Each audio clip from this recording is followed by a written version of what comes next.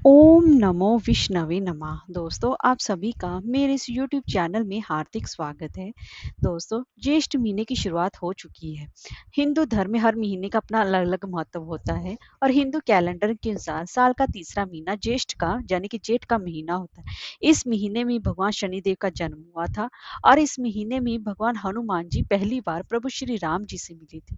और ज्येष्ठ के महीने में भगवान सूर्य नारायण की भी विशेष रूप से पूजा उपासना की जाती है। और इसी के साथ साथ जेठ के पूरे महीने में केले के पौधे का पूजन करने का भी विधान है और साथ में विष्णु भगवान की कथा सुनने का विधान है। ऐसा करने से मनोवांछित फलों की प्राप्ति होती है। जब भी केले के पौधे की हम पूजा करते हैं, उसे जल से सींचते हैं और वहीं पर चने और गुड़ का भोग भी लगाते हैं, यानी कि चने की दाल का और गुड़ का भोग लगाते हैं, तो इससे घर में सुख समृद्धि और धन संपदा बनी रहती है।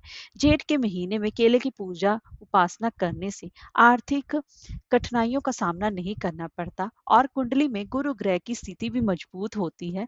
और गुरु ग्रह ही जो वैवाहिक जीवन में सुख का कारक होता है और इससे अखंड सौभाग्य की प्राप्ति भी होती है। यदि कोई कुंवारी कन्या पूरे महीने इस जेठ के महीने में जल से सींचती है, तो उसे मन चाहे जीवन साथी की प्राप्ति भी होती है। अगर किसी की शादी में रुकावटें आ रही हो तो वह भी दूर होती हैं।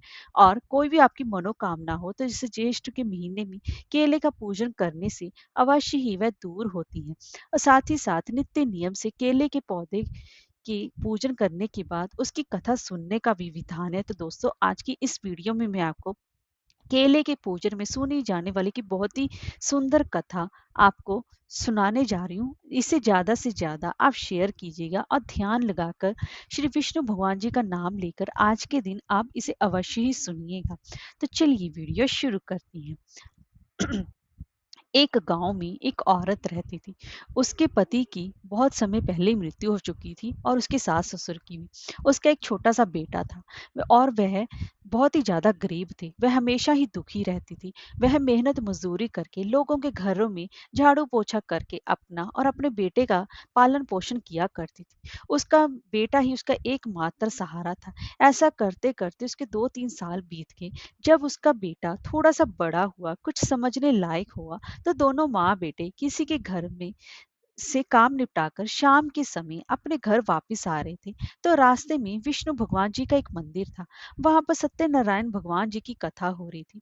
तो बेटे ने कहा कि मम्मी, हम भी वहां पर चलते हैं और कथा सुनेंगे और कीर्तन भी सुनेंगे। तो माँ ने कहा नहीं बेटा, हम वहां पर नहीं जाएंगे। वहां चढ़ावा चढ़ाने के लिए हमारे पास कुछ भी नहीं है। तो बेटा जिद करने लगा कि उसे वहां पर ही जाना है। तो उसकी जिद की हार की वजह से उसकी माँ उसके वहां पर मंदिर में लेकर चली गई। तो वहां पर सत्यनारायण भगवान की कथा हो रही थी। तो वह चुपचाप जाकर एक कोने में बैठ गई और उसके बाद वहां पर आरती होने लगी, कीर्तन होने लगा। सभी लोग वहीं पर बहुत खुश थे। वह बिल्कुल चुपचाप उदास बैठी थी। तो ब्राह्मण ने उसे कई बार देखा। तो भजन कीर्तन होने के बाद जब वह प्रसाद बांटने लगे, तो ब्राह्मण ने पूछा कि बेटा, तू इतनी उदास क्यों बैठी है, मुझे बताओ। तो उसने कहा बाबा, मैं बहुत ही ज्यादा गरीब हूँ। मैं यहाँ पर कथा सुनने के लिए तो आ गई हूँ, मगर भगवान को चढ़ावा चढ़ाने के लिए मेरे पास एक पैसा तक नहीं है। ऐसा कहते हुए उसने उस ब्राह्मण देवता को अपनी पूरी कहानी सुनाई। तो ब्राह्मण ने कहा कि बेटा उदास मत हो, भगवान सबकी सुनते हैं, तेरी भी सुनेंगे। आज गुरुवार है, आज ज्येष्ठ मास का गुरुवार है और आज के दिन ही भगवान विष्णु की पूजा उपासना करना बेहद ही शुभ फलदायी माना जाता है। ऐसे करो कि तुम आज से ही पूजा उपासना शुरू कर दो और कल सुबह जल्दी उठकर स्नान करना। उसके बाद केले के वृक्ष की पूजा करना। अगर तुम इस पूरे जेठ के महीने में केले में नियमित रूप से जल सींचती हो, तो भगवान श्री हरि जी की कृपा से तुम्हारे सारे दुख और दरिद्रता वह अवश्य दूर कर देंगे। उसने ब्राह्मण से सारी विधि जानकर अपने बेटे के साथ बड़ी खुशी से वह घर आई। दूसरे दिन उसने सुबह जल्दी उठकर स्नान किया और बाद में रोजाना नियमित रूप से केले के पौधे में पानी डालने और एक नियमित रूप से घी का दीपक जलाने लगी और वहां पर थोड़ी सी चने की दाल और गुड़ का भी भोग लगाती। इस तरह करते करते उसे सालों बीत गए, पर उसने अपना ये नियम नहीं छोड़ा। भगवान विष्णु जी की कृपा से उसे एक बगीचे में अच्छी सी नौकरी मिल गई, जिससे कि उसका गुजारा अच्छे से हो जाता और अपने बच्चे का वह पालन पोषण भी अच्छे से करने लगी। भगवान विष्णु जी की कृपा से उसका बेटा अच्छा पढ़ लिख कर वह बड़ा आदमी बन गया। अब माँ बेटे दोनों बहुत ही खुश रहते थे। उस वह रोजाना ही मन से भगवान विष्णु जी की पूजा करती और रोजाना केले के वृक्ष में घी का दीपक जलाती थी। ऐसा करते करते एक दिन उसके बेटे की सगाई भी हो गई और फिर उसके साथ ही उसका विवाह भी हो गया। विवाह होने के बाद बहू घर आ गई। घर में हंसी खुशी का माहौल इसी तरह से चलता रहा। लगभग 1 साल बीतने तक घर में हंसी खुशी का माहौल चलता रहा। उसके 1 साल के बाद बहू को ऐसा लगा कि ये पूजा पाठ सब ढोंग है, फालतू में ही ये सब चीजें वह बर्बाद करती हैं, वो इतना घी का बर्बादी करती है। उसने सोचा अगर मैं बोल दूंगी तो सासू माँ को कि दीपक नहीं जलाना है तो मैं बुरी बनूंगी, इससे अच्छा है कि उसी की बेटे से कहकर कह दूंगी कि दीपक नहीं करना है। तो उसने शाम को जब उसके पति से अपने पति से उसने कहा कि तुम्हें मेरी एक बात माननी होगी, तुम अपनी माता से कह दो कि वह घी का दीपक नहीं करना। इतनी महंगाई के अंदर रोजाना घी का दीपक जलाने की जरूरत ही क्या है, दीपक ही करना है तो तेल का कर दी, इसमें कोई दिक्कत नहीं है। तो उसने कहा कि मेरी समझ से ये समझ में नहीं आता कि अगर मेरी माँ मेरी समझ से पहले का ही घर घर में घी का दीपक करती थी और इसमें मेरी माँ को मैं मना भी नहीं कर सकता क्योंकि उन्हीं भगवान की कृपा से हमारे पास सब कुछ है। तो उसकी पत्नी बोली ठीक है, तुम्हें अब मैंने तुम्हें बोल तो दिया है कि अगर तुम्हें करना है तो तुम करो, अगर नहीं, अगर मैं कहूंगी तो तुम्हें बुरा लगेगा। तब बेटे ने सोचा कि बहू बेइज्जती करेगी तो इससे अच्छा है कि मैं ही समझा देता हूँ। तो उसने एक दिन अपनी माँ से कहा कि माँ अगर आपको आपको दीपक करना ही है तो आप तेल का कर दीजिए क्योंकि इतनी महंगाई है। तो उसकी माँ ने कहा बेटा जब मैं मेहनत मजदूरी करती थी तब भी मैं घी के घर में कोई कमी नहीं थी, आज तो तू इतना बड़ा आदमी बन गया फिर भी एक दीपक की ही कमी आ गई है। तो चलो बेटा कोई बात नहीं, जैसा तुम कहते हो मैं वैसा ही करूंगी क्योंकि मेरे जीवन में तेरी खुशी से बढ़कर और कुछ भी नहीं है। तो दूसरे दिन उसकी माँ तेल लेकर जाने लगी। अभी 3 दिन ही बीते थे कि उसकी बहू को वह भी अच्छा नहीं लगा। उसने तेल और घी के डब्बे उठाकर अलमारी में रख दिए और उसके आगे ताला लगा दिया। तो दूसरे दिन सास ने पूछा कि बेटा तेल कहाँ है, मुझे दीपक करके आना है, उसके बाद आकर घर में भोजन भी करना है। तो बहू बोली ये सब फालतू के ढोंग होते हैं माँ जी, आपको ऐसा कुछ नहीं करना है, चुपचाप से आप भोजन कर लीजिए। तो उसने कहा बेटा ठीक है, भोजन मेरे कमरे में भिजवा देना, मैं वहीं पर कर लूंगी। वह रोजाना रूखी सूखी रोटी कमरे में लेकर आती तो उसी रात को वह खाती नहीं थी। जब रात को बेटे बहू सो जाते तो रात को वह उसी रूखी सूखी रोटी को बाहर ले जाती और वहां पर बाहर जाकर गाय माता को खिला देती। ऐसा करते करते 2 दिन बीत गए। तो एक दिन जब बेटा बहू सो गई तो उस बुढ़िया ने अपना भोजन उठाया और जैसे ही बाहर जाने लगी गाय माता को खिलाने के लिए तो बेटे बहू की आवाज कमरे से उसे सुनाई दे रही थी। तो बहू कह रही थी कि आप कहते थे ना कि मेरी माँ का नियम है कि वह बिना विष्णु भगवान को भोग लगाए घी का दीपक किए बिना भोजन नहीं करती, अब देखो आज 3-4 दिन हो गए रोजाना अच्छे से भोजन करती हैं, ये सब फालतू के ढोंग है, मैं तुम्हारी माँ को अच्छी तरह से जानती हूँ। तो उसके बेटे ने कहा मेरी माँ के बारे में ऐसा वैसा कुछ मत बोलो, मेरी माँ का नियम था जो तूने तोड़वा दिया। अच्छी बात है, अब मैं इस बात में अब कोई भी बात नहीं करना चाहता। तो यह बात जब बुढ़िया ने सुनी तो उसने चुपचाप गाय को रोटी डाली और वापस आकर सो गई और रोने लगी और रोते रोते उसे नींद आ गई। नींद में से भगवान विष्णु जी दिखाई दिए और बोले कि बुढ़िया तू सो रही है या जाग रही है। तो उसने कहा महाराज ना मैं सोई हूँ ना जाग रही हूँ, कहो क्या बात है। तो बुढ़िया ने कहा कि तो भगवान ने कहा कि तुम वहां पर मेरे पास अब आती नहीं हो ना ही दीपक जलाती हो, तो ऐसा क्यों कर रही हो। तो बुढ़िया ने कहा कैसे आऊं भगवान मैं आपके पास दीपक जलाने के लिए, घर में घी तेल कुछ भी नहीं है। तो विष्णु भगवान ने कहा निराश होने की जरूरत नहीं है, तुम कल केले के पेड़ के नीचे आ जाना, तुम्हें सब कुछ मिल जाएगा।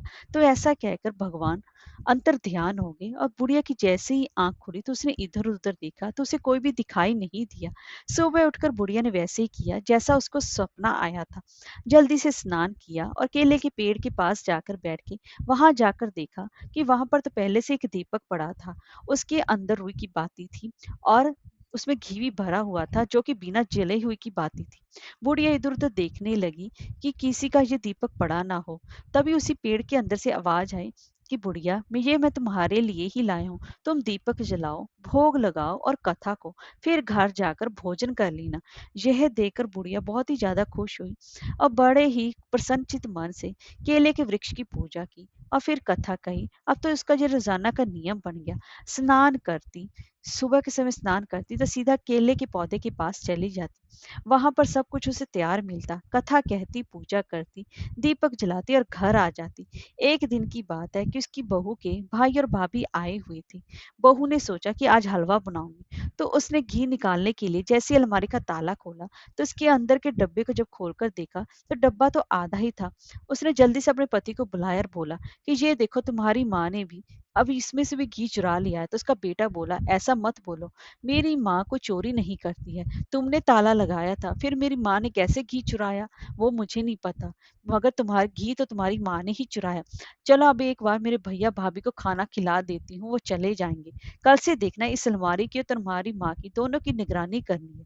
तो दूसरे दिन दोनों बैठ गए। तो उसकी माँ तो अलमारी की तरफ आई ही नहीं, उसने सीधा स्नान किया और बाहर चली गई। तो दोनों ही पीछे पीछे उसके चले गए। बुढ़िया माई सीधा जाकर केले के पौधे के पास गई तो वहां पर उन्होंने देखा कि दीपक पहले से ही पड़ा है और उसके अंदर बाती लगी हुई है। बुढ़िया ने सीधा दीपक जलाया और पूजा करने लगी। और पूजा करने के बाद वह बुढ़िया पौधे से लिपट लिपट कर रोने लगी और कहने लगी कि हे भगवान, ऐसी पूजा और ऐसे घी का मैं क्या करूं। मेरे बेटा और बहू मुझसे बोलते तक नहीं। जिस बेटे को इतनी कठिनाइयों से मैंने पाला वह आज मुझसे बात भी नहीं करता। बहू कहती है कि तुम चोर हो। अब भगवान आप ही बताओ, मैं कहाँ जाऊं। आप क्यों मेरी परीक्षा ले रहे हैं। मुझे और कितनी परीक्षाएं देनी होगी। मैंने ऐसा कौन सा बड़ा पाप कर दिया है जिसकी वजह से मुझे हाय हर दिन यह दिन देखना पड़ रहा है। ऐसा करते हुए वह बुरी तरह से रोने लगी। तो उसके हृदय की पुकार सुनकर भगवान विष्णु वहां पर साक्षात्कार प्रकट हो गए और बोले कि बुढ़िया घर जा, सब कुछ ठीक हो जाएगा, रोने की कोई जरूरत नहीं है। बेटा कभी भी अपनी माँ से विमुख नहीं हो सकता। तो ऐसी बात सुनकर भगवान विष्णु जी को साक्षात प्रकट देकर उसके बेटे को बहुत ही दुख हुआ और वह करुणा से भर गया और अपनी पत्नी से कहने लगा कि माँ के खिलाफ जाकर ऐसी जिंदगी जीने से तो मरना बेहतर है। आज तुम्हारे इस झूठे शक की वजह से मेरी माँ की पूजा भाव और श्रद्धा भक्ति को कलंकित किया है। मैं ये कैसे भूल गया कि मेरी माँ ने किन कठिनाइयों से मुझे पाला था। मेरी माँ ही मेरा एकमात्र सहारा था और आज मैं तुम्हारे कहने पर अपनी माँ से विमुख हो गया। मुझसे बहुत बड़ी गलती हो गई। अब इस बात का प्रायश्चित कैसे होगा। ऐसा कहकर वह बुरी तरह से रोने लगा। तो उसकी पत्नी बोली कि आपने कुछ भी नहीं किया है, सारा पाप तो मैंने ही किया है। मैं ही उनसे माफी मांगूंगी। ऐसा कहते हुए अपनी सासू माँ की और बड़ी और उनके चरणों में जाकर कहने लगी कि माँ जी मुझे माफ कर दो, मैं आपकी पूजा पाठ को ढोंग बताया और ये चोरी करने का इल्जाम भी आप पर लगा गया। आप मुझे सजा दो, जो भी आप सजा देंगी वो मुझे मंजूर होगी, पर आप मुझे माफ कर दो। तो बुढ़िया ने उसे उठाते गले से लगाकर कहा कि बेटा, माँ अपने बच्चों से कभी नाराज नहीं होती, चलो घर चलते हैं। ऐसा कहकर वह बुढ़िया अपने बेटे और बहू के साथ घर आ गई।